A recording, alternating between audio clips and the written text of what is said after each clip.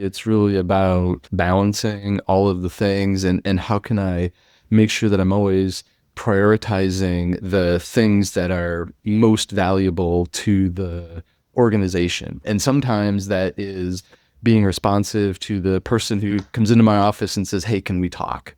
Right? Okay. Whatever's on my calendar just gets paused, right? It will be fine. If you're ready to unlock momentum, you're in the right place. I'm Aaron Kopel, the Momentum Locksmith, and this is where CIOs come to grow.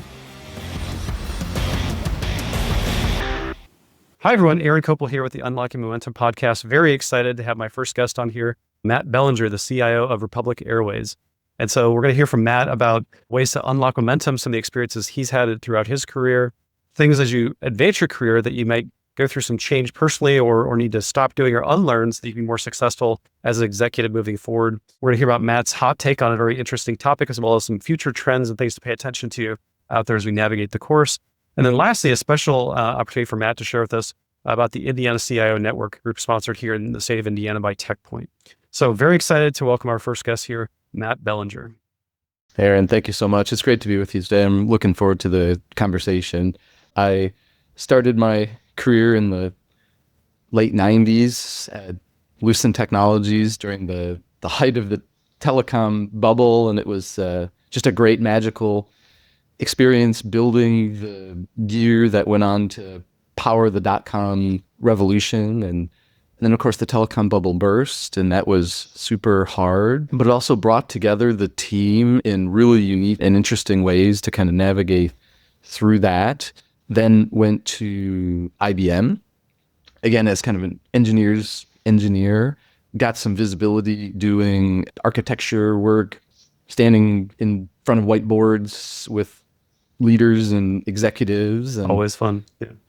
Always fun, and really sort of developed that techniques and skills. And one of the super well-known program managers decided to retire, and the leader of that group came to me and said, well, hey, I think you should take that role. And I don't know anything about project management, critical path, can't read a P&L, not for me, right? Said, oh, no, just have a conversation with your VP. I think this could be a good move for you, right? And so I had the conversation with my VP, like, I just want to be a great engineer, right? He's like, well, little mental jujitsu, right? Think about how good of an engineer you'll be if you can also do these other things, right? Oh, okay. Well, let's do this special assignment. Let's go do this and learn. I always love learning new things, right? Let's go learn that.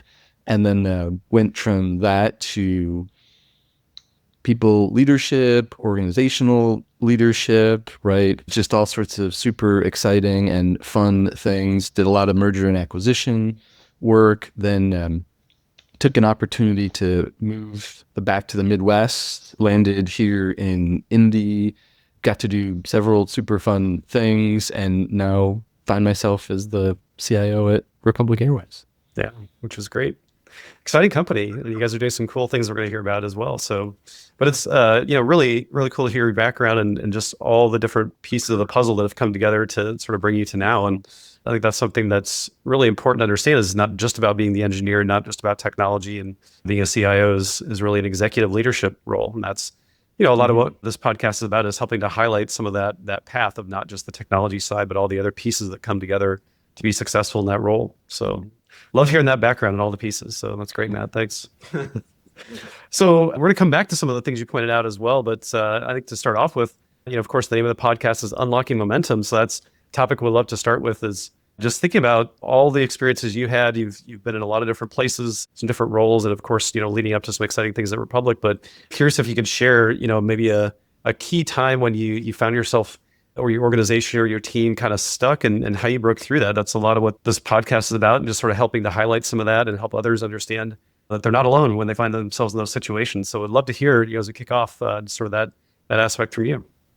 Yeah, thank you, Aaron. I really resonate with your, folks are not alone, right? That's a super key point that we should just make sure your audience really lands on. And, career full of great stories, right? But when I think about tough spots, I really, in the front of my brain goes to today, right?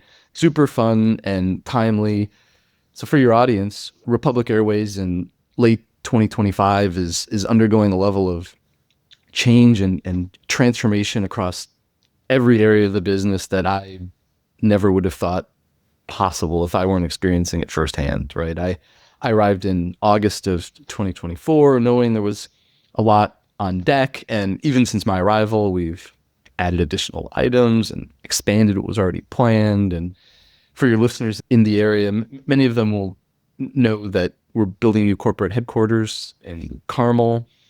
We, the IT team, are sort of the tip of the spear and get to move in early December, right around the corner, and we'll shake down the building and all the gear ahead of the rest of the teams moving in January, and make sure that every screen and every audio mic and printer is working and just dialed in to give all of the associates a great sort of first impression, right? That change is hard to start, right? Change is hard, and first impressions are lasting, and nailing this is really, really important. And then in the midst of all that, we had the Mesa acquisition, and that should close just before Thanksgiving and the big IT move. So that's coming up as well. We have some immediate day one activities, and we're also looking to onboard many of the corporate team into Republic Airways just before the holidays. Very tight timing, and see back to the IT team and moving corporate headquarters and think about all the things that happened during an onboarding, right? It's like it's new laptops and new accounts and new access and Wi-Fi networks and all the things at the same time that we're building a new corporate headquarters, right? And the Mesa integration, of course, continues through 2026, and we weave that in with transforming our flight operations suite, and which alone, by the way, is a giant undertaking that doesn't even happen once a career, and several other key initiatives in just for fun. And really the challenge is in sort of communicating and supporting the intensity and balancing that sprint and the marathon, and navigating the change, and just ensuring that we preserve our culture and our values through a time of incredible intensity. And there's no other team that I'd rather be with right now, right? There's so much every day, but it's exhilarating. I mean, it's a lot of stuff going on, as you point out. I mean, that's like 3, 4 Yeah. major projects that you might normally do one at a time, and you've got to do them like all simultaneously. Launching the new Right. headquarters, getting everything ready for that, company acquisition, and you point out the cultural aspects of it. And that's really important, bringing that together. That's, probably one of the most important things that we talk about often is just paying attention to culture, and that eats strategy for breakfast, of course. And so, making sure that we're paying attention to that, because if that goes off the rails, then everything's going to suffer. So kind of curious, Sure. how are you guys keeping all these balls in the air? How's it all working? Yeah, and just to put it right out in front, right? The number one activity is the ongoing safe operation of the airline, right? So that is priority number one. Which I appreciate, Every because I just got back on one of your planes from Europe. So Thank you so much. I appreciate it. Yeah, that is like number one, and then all the other things have to come in and also get done. But when we think about culture, I've been so pleased and so proud of the Republic team and the Republic IT team in particular. We have a group that is dedicated to culture events and just supporting the team and the group, and they do an amazing job. It's of course all volunteer folks from within the IT community, and they'll put on events, and we have monthly all hands meetings, and we have just that ongoing dialogue and sense of community and camaraderie, right? To continually reinforce the things that make our environment special, right? That make our group special. that's great. I mean, that's a beautiful example of, we talk about leading change, right? Trying to enlist that group of volunteers who are really passionate, want to engage and help others sort of come along. That's a great thing. If it's something that's sort of a top-down command, it's a very different feel than as a people volunteer and want to be part of it, right? So it sounds like you guys are doing a great job with that. So It's very much self-organized, right? Yeah. yeah, that's beautiful. Yeah. A really, really great topic about, culture and change. And as you go through all these, major activities for you guys, especially bringing together the two cultures, right, from Mesa and Republic together, I'm sure that's a pretty big deal. Kind of curious for you personally. I know, there's the big organizational change in the team and the whole IT organization. You guys, like you said, you're the tip of the spear often for some of this stuff. Kind of curious for you personally, as we, want to help other CIOs hear about some of the things they're going through. And again, not that they're not alone in these kind of things. Kind of curious for your perspective personally, how are you going through it? What are the challenges and what's on your mind as you go through this kind of change for you personally? Yep. Yeah. So for me, it's really about balancing all of the things and how can I make sure that I'm always prioritizing the things that are most valuable to the organization. And sometimes that is being responsive to the person who comes into my office and says, "Hey, can we talk?" Right? Okay. Whatever's on my calendar just gets paused, right? It will be fine.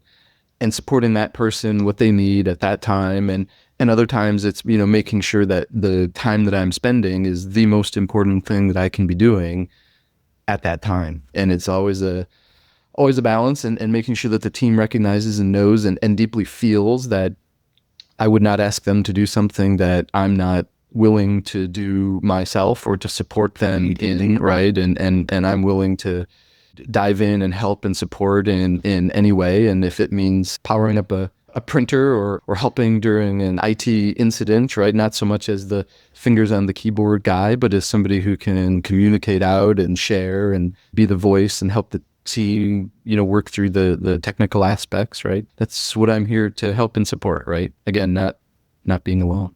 Yeah, yeah, that's great to hear.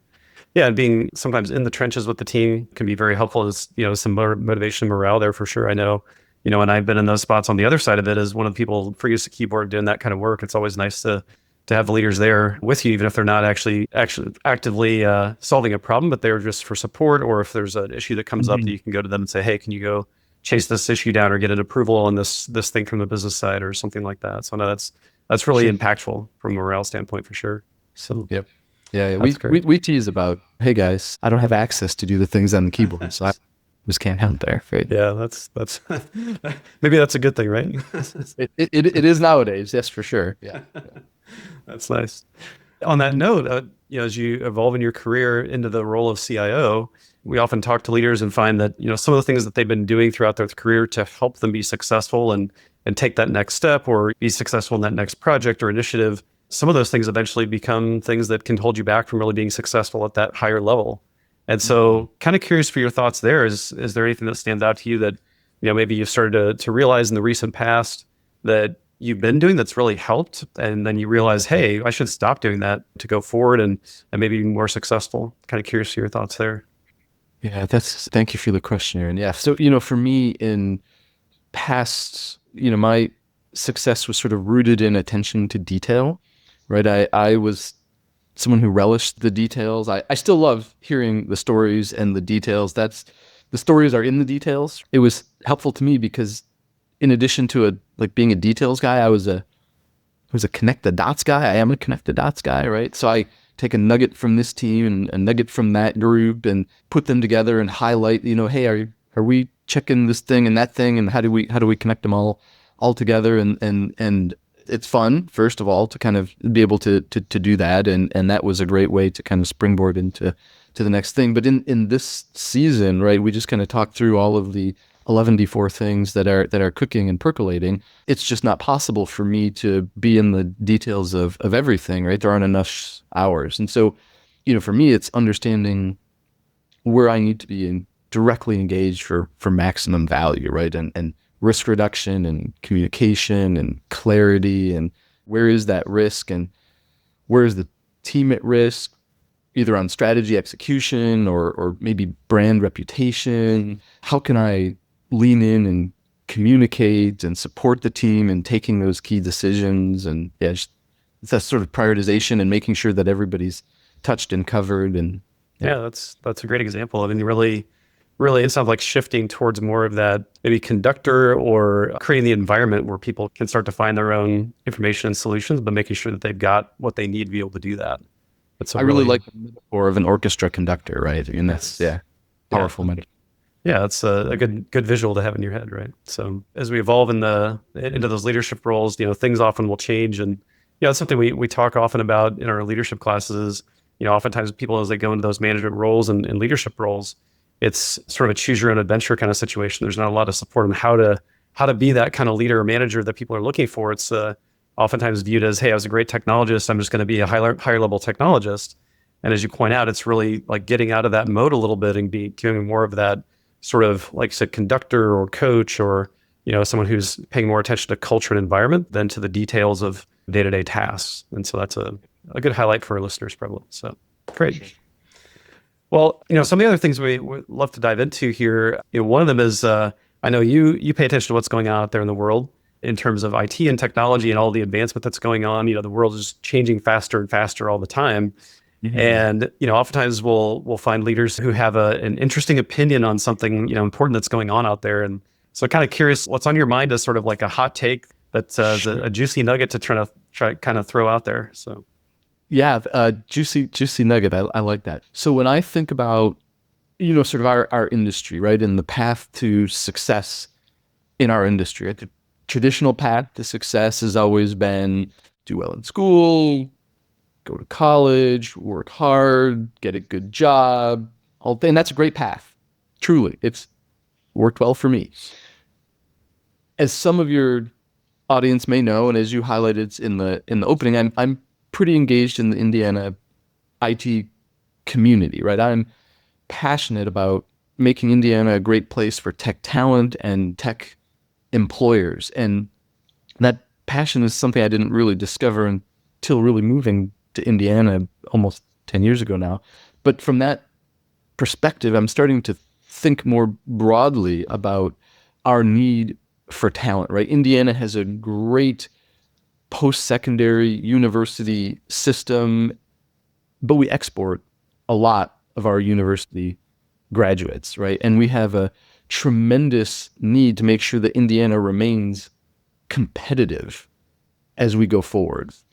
And one of the ways to do that really is by expanding the opportunity for folks who don't choose college as their path, but would like to enter into the technology field, right? How can we open up those technical career pathways for those individuals? And it's super exciting because Indiana is investing heavily in apprenticeships right now, right? And if you think back to the prior sort of perceptions and models of apprentices that were sort of looked down upon as less than or different or unlikely to lead to fulfilling careers and all of those things, that's something that I think we should really challenge, right? It's an evolving space. We need to change the perceptions among students and parents and educators and peer groups and employers, and really reshape the way we're thinking about that,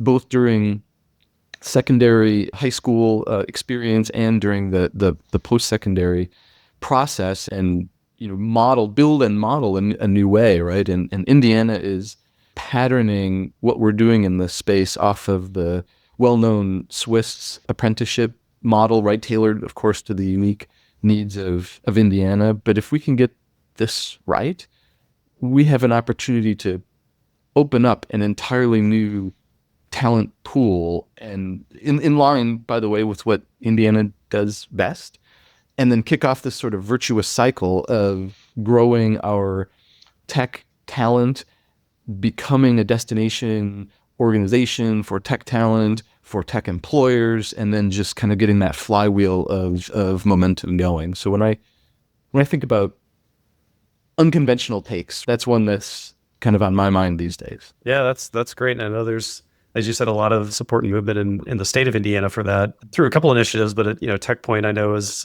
an organization statewide that's really focused on supporting that, and I think it's great. I've seen some of the best developers I've met in my career didn't go through that traditional route either. They were sort of self-taught, and it was kind of an uncommon thing 25 years ago when I started my career. But I think it's becoming more, as you say, more and more recognized as a perfectly valid path where you can have a great career. And it's, to your point, a lot about employers recognizing that and not having that as a bar or barrier in the way of having that college degree or something like that. So if they're capable and confident to be able to do the job and are open to coaching and mentoring, it sounds like a great opportunity there. So Totally with you. And it doesn't replace the university experience and the background and the types of right. It's a supplement. It's an augment. It makes the opportunity space larger, right? Yeah, yeah, that's great. And to your point, I mean, there's a great opportunity here in Indiana, in the state of Indiana, with a lot of the employers and the need for technologists and be able to help support that need. Like you said, there's nothing against obviously having a college degree in those fields, but don't make it a limiting factor for people that can be successful without it, right?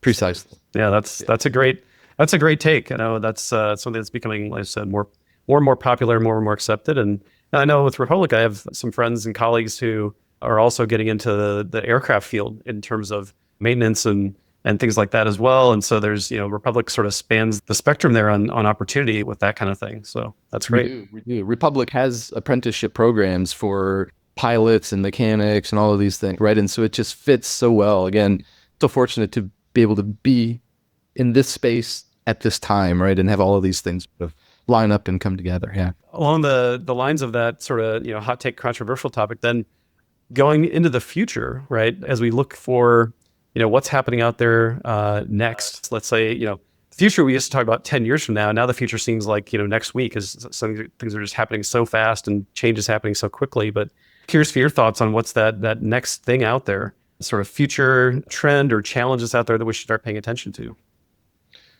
Yeah, future trends and challenges, right? When I think in and kind of zoom in on like the aviation space, which is new for me and super exciting, right? I get to learn new things every day, right? I think about the aviation industry in general and just being super ripe for transformation, right? Again, for your audience, Republic recently sent our CEO to lead the FAA, and that is a super exciting time. But beyond modernizing air traffic control, there's also an opportunity if we look inward at the airlines, right? In the midst of transforming the flight operations systems that have been in place for decades, right? And bringing in all sorts of new capabilities with all the things that are coming along in terms of software capabilities and user experience and AI and machine learning and all the things that just transform the experience of the folks who operate the airline on a day-to-day basis, right? And bringing that transformation to the organization and to the industry writ large, enables the new level of safety, of service, and efficiency for both the airlines and the flying public. And so again, super, super exciting time to be in the space. Yeah, that's really cool. And I know as many of us might be aware, you see it in the news, especially recently, but a lot of the technology behind flying planes, especially in the US, is pretty original, let's say, from way back when, like maybe the 70s or so. And so yeah, there's certainly opportunity for advancement there. And as you said, that's just going to make things better from an experience standpoint, not just for flyers, but for everyone behind the scenes as well, I'm sure. So yes, that's great. Yeah. Really good stuff. It's technology driving everything. And that's why things are moving faster and faster with all the tools and AI and everything. But that puts the CIO right at the forefront of a lot of this stuff. And so, it sort of brings us back to one of the things you started with, which is the role of the CIO really, expanding beyond technology, beyond architecture, and even project management into really being a business partner. And so curious for your take on how you've seen yourself and your role evolve as you've been a CIO at a couple different companies, and what's that been like, becoming more of that maybe C-level business partner versus just the technologist, like the true technology person? Yeah, that's a great question, right? Because I think it really is all about partnering across the business. And I would say the foundation of being able to have a true partnership, right, is solid operations, right? The Glenn Keller, who is also well known in the Indiana IT community, likes to talk about you don't get permission to do transformation if the printers don't work. And that is so true, right? So step one, right, ensuring stable, reliable operation that the business can count on day to day, right? And then from there, it's building and maintaining and sustaining those relationships with folks across the business, right? So, and it ranges from staff level folks to managers, directors, VPs, C-suite. How are you networked and matrixed across the organization so that you can have detailed conversations about the things that are important to the way they work today and the way they will work in the future. And then it's about being able to ideate on the opportunity space together, right? It kind of goes back to the old adage of, if I'd asked folks what they wanted, they would have said a faster horse, right? Instead of an automobile, right? And so how do you come together and understand the opportunity space and sort of envision that and then build it, together, all while ensuring that the printers are working, right? And to form those relationships, so that way when you have to have those sort of challenging conversations, whether it's a prioritization discussion or you're live during an incident or whatever, right? You're not building a relationship at that time. You're leveraging an established relationship and trust and competency and noble intent, right? And all of the things that are so key and critical to just having a tight-knit, well-developed community within the organization. It's a really good point. I mean, you got to build that relationship and trust over time, and before the thing happens, that you really have to partner and work through a problem together. And you've been at Republic for about a year, a little over a year, it sounds like. A little over a year. Yeah. How have you gone about building that kind of relationship with some of your key business partners?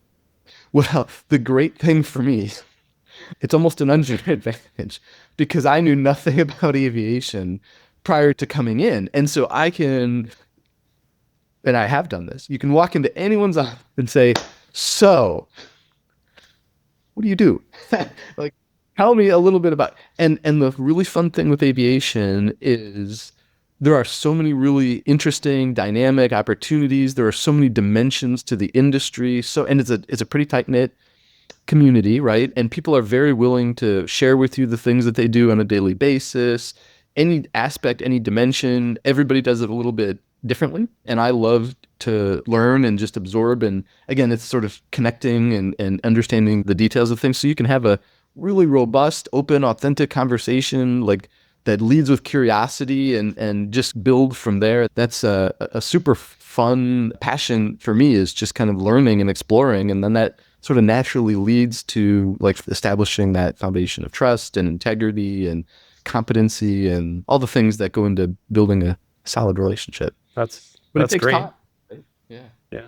So it's kind of playing that new guy card, which can work really well to just open up the conversation and have some curiosity both ways, of course, I'm sure. So For sure. Yeah, that's great. And it's, as we think about, some of the stuff I wrote in my book about unlocking momentum, really building that relationship as leaders across the organization to help understand the business better, starts with that, building that relationship and having that curiosity about setting aside maybe preconceived notions about how IT might work or how the business might view IT, and really just trying to build that human connection and then work from there, which is great. Matt, as we get towards the end of our show, just want to summarize some key points, I guess, for the audience, and a couple things that you shared about, really, of course, partnering with the businesses we just talked about, but coming back around to the CIO role being really a more of a business role, right? It's a C-level role that really is partnering with the business and happens to be solving technology problems. But as you point out, it's really like making sure you've got that foundation of everything is working. Then you can really start to build that relationship and maybe start to help them. Oftentimes what we see is business folks feel like they have to bring a solution for you to implement. And as you build that relationship better, it can be getting on the front end of that to help them work out what problem should we even be solving, right? Exactly. And so really, really helping them work together on the front end of that, so that when it comes to solutioning, we can offer better opportunities or better ideas on how to solve it. Maybe even get more things done because we're solving the right problem rather than misinterpreting and solving the wrong problem, then the right problem, right? Right. Yeah, and that sort of first resolution instead of solving and then discovering we need to resolve it. Yeah, that's a good point.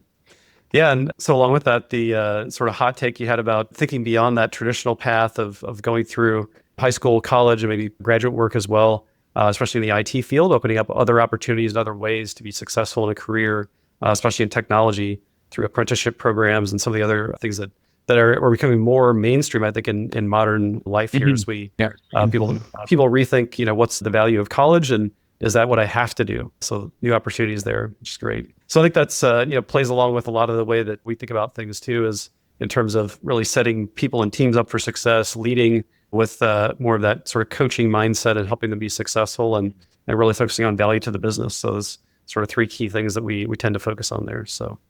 So with that, I want to bring it back to asking a few questions that we're going to ask through each podcast here, and just sort of get your take on a couple of things here. So we talked a lot about sort of the career path, building up, going through some great companies, the telecom industry and IBM, and up to now Republic. But kind of curious, what's your biggest passion outside of work, outside of the technology side of things?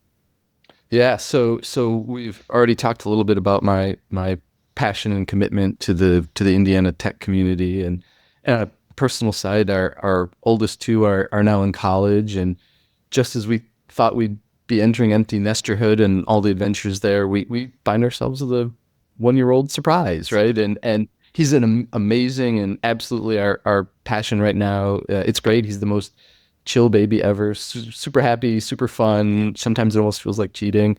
I did not expect it to be this much joy after so long. Definitely tiring, but absolutely worth it. Wouldn't trade it. That's great. Yeah, two in college and a brand new one. It'll be kind of interesting to see because you've got the two that are already in college, and then you have a new one that will grow up in the world of AI completely. You can compare. 100%. Yes. Yeah. We used to talk about the version 1.0's being sort of digital native, right? Yeah. And then our little guy will be, AI native, Yeah. right? Yeah. Super interesting.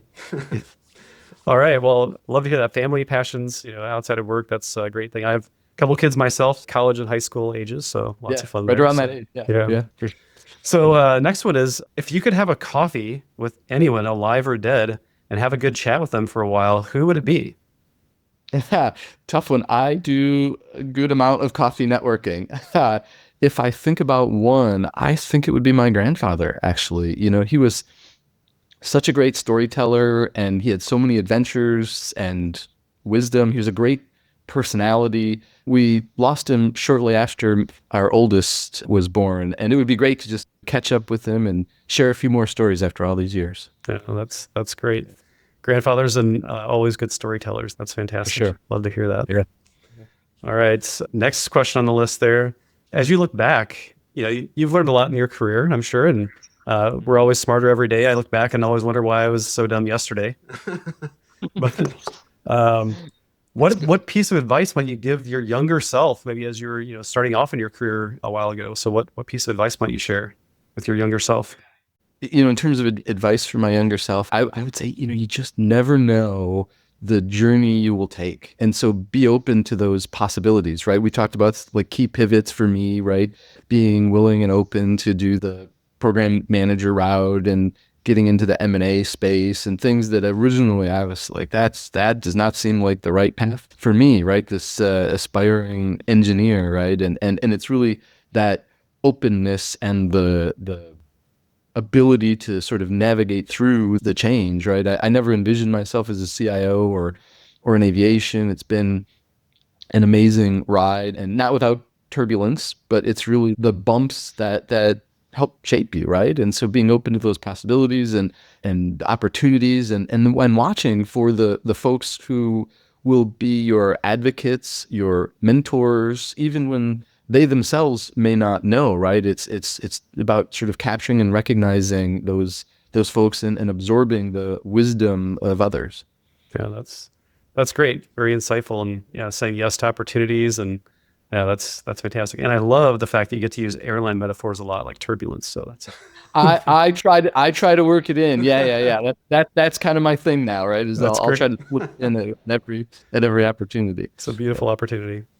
All right. I think about this sometimes as like, what would you like that thing to be etched on your tombstone, or however you want to think about it, but what do you want to be remembered for? Thank you for the question. And when I think about being remembered, right, and I would kind of rewind back, right, it would be like building cool things, right? And now as I think about that, it's like, building and supporting people who made great teams. I love this idea of elite organizations, right? Groups that are magical on the inside and legendary from the outside, right? I think there's so much there, and I want everyone to be able to experience sort of the satisfaction and the joy and the fulfillment that comes from being part of something bigger than you thought was possible. And it's just such an exciting experience that I want to have everybody have in their career. That's awesome. I love the way you put that. Magical on the inside and legendary from the outside. Creating that kind of a team and environment, and where people can really be great. That's awesome. So very cool. Thank you. One last thing for you, especially as we said at the start, it's sort of a special guest. This being our first episode, and also with you being the role at Republic, but also the Indiana CIO Network. And just want to give a little bit of space to have you share about what is the Indiana CIO Network, why should people pay attention to it? Yeah. So Yeah. Thank you, Aaron. Yeah. So the Indiana CIO Network is an amazing collection of IT leaders from across the state of Indiana. So if you are a CIO, a CTO, a CDO, a CISO, a VP of IT, if you are the top leader in IT leader in your organization or in a large organization, if you report directly to that top leader, the CIO network is the place for you. We have an amazing group of folks who are super dedicated and passionate about the community. We have events. We alternate between sort of coffee chat events in the morning and dinner events in the evening. And we'll also do some sort of casual networking events. We'll partner in with other organizations, sort of a team up crossover episodes. We love doing those. It's a really great organization. We have got subgroups that focus on everything from AI to new members and members in transition, nonprofit subgroups. It's a really great community to engage and be a part of and support, right? It's often an isolated role, the role of the CIO, right? Because it can be challenging to have conversations with folks on the team, right at that level, and then sometimes your peers are not as dialed into the sets of concerns that you face uniquely in the CIO chair. Anything from the sort of security of the organization to the daily operational challenges and everything in between. And so having a community where we can all come together and share experiences and bond and help and support each other has just been an amazing experience. yeah, that's great. And thanks for sharing all that. And I've been able to be a part of it for a bit as well. And just having that, you can see it, the peer group, camaraderie, and really, again, everyone feeling like they're not alone in that role. Like you said, it's the convergence of a lot of different things, and a lot of that is pressure from all sides. And so having that group to be able to talk to and know that they're probably going through the same thing, and having someone there to a shoulder or someone to talk to about what's going on is a really helpful thing. So, and it's a lot of fun too. Great dinners, great conversations, great educational experiences. So really good stuff. Yeah. So yeah, if you're, as Matt said, if you're in one of those roles, definitely look for that CIO network and become a part of it. Yeah. Well, Matt, how can people connect with you if they want to do any follow-up or reach out? What's the best way to connect with you? LinkedIn is the best way to get a hold of me. I'm super happy to engage with folks and make new connections. Yeah, that's great. We'll share that in the notes here for the podcast as well. But I'm sure you're not too hard to find on LinkedIn, Matt Belanger. So, and then any references or recommendations, books or websites or podcasts or blogs or anything like that you find super interesting or helpful. Anything you want to share there? Oh, thank you. Yeah, thank you for the question. I am a bit of a podcast guy. I've got long list and books I'll usually flash up at the end of talks. Having recently joined Republic, one that I find super interesting and valuable. I reread it every time I take a new role. It's a book called The First 90 Days by Michael Watkins. It's not new, but it's really great. And I find there's so much wisdom and nuggets every time you go through. You're like, oh, this is one I want to focus on here, right? And yeah, really good stuff. Yeah, that's a really insightful as you especially start a new role, and it's nice to revisit that and just sort of get that refresher and make sure that you're paying attention to those little things that matter. So as you get started. Yeah, exactly. Right. That's great. Well, Matt, I just want to say thanks for being on the show here. It's really great to chat with you and learn from you and share some of your insights with the rest of the audience. And so really appreciate you coming on, and thank you so much. Thank you so much. Really great to connect with you, my friend. Thanks for tuning in to Unlocking Momentum. If today's conversation sparked ideas or gave you a new way to think about leadership, check out our past episodes and resources. Don't forget to follow and subscribe so you never miss an episode. And if you'd like to connect with me, Aaron Kopel, the Momentum Locksmith, you'll find the link in the show notes.